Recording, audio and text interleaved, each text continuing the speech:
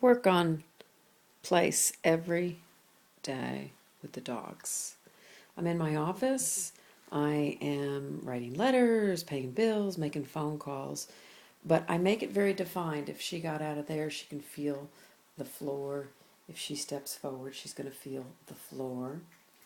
And if this dog moves, they do not have to lay down. They do not have to sit. You do not give that command. They just have to stay in that place. So you first just move them over there. As soon as they touch the pad, you say place. Sometimes I use food reward to teach this, but sometimes I just move them there. In the case of these three, I move them there, I give them the place command, and I say wait.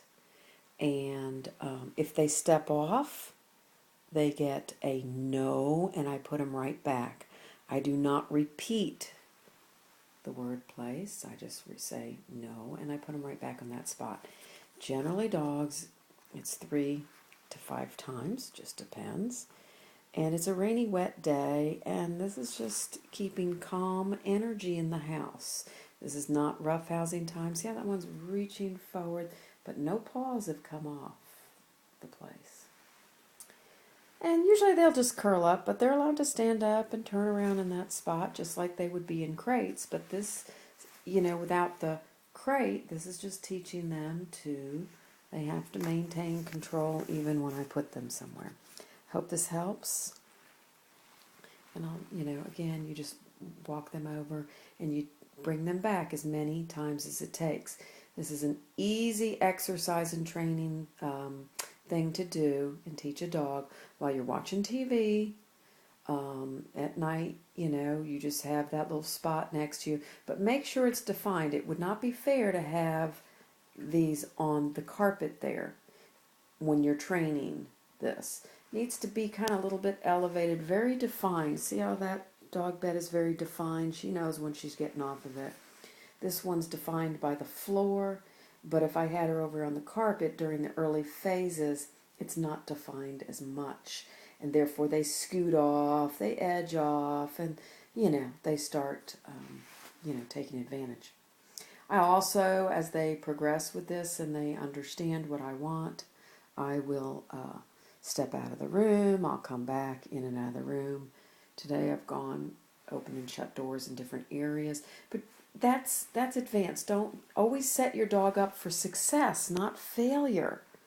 So don't walk out of the room too soon. Do this for a week or two that if you're having dinner and it's a night you want to teach place. I do not like dogs next to the dinner table. That's me. And I think they should be on a place. So there's a huge green rug similar to this one upstairs that I make sure whatever dog's there, they have to be on that huge green rug because I have hardwood floors upstairs. So it's a big area, bigger than this, and they can, do whatever, roll around, sit, lay down, but they can't leave that area. When I'm eating dinner, you stay over in that space and stay out of my space. And when you're doing a training session, you're going to get up from the dinner table 2, 3, 4, 5, 10 times. Actually, if I had a dog that was that pushy, not listening, I would put them back in their crate and just go finish my dinner, because they can also learn that if you can lose the privilege of being out here with me, and it's not that a crate is not punishment. The crate is where I got the last great behavior. So then I will put them back into the crate, is mainly, just because if I'm just going, this dog's just not getting it today, I better start in smaller, lessons. So anyhow, there you go. This is the beginning of place. It is an excellent, you see her just finally relaxing. It is an excellent thing to teach your dogs. It's a must.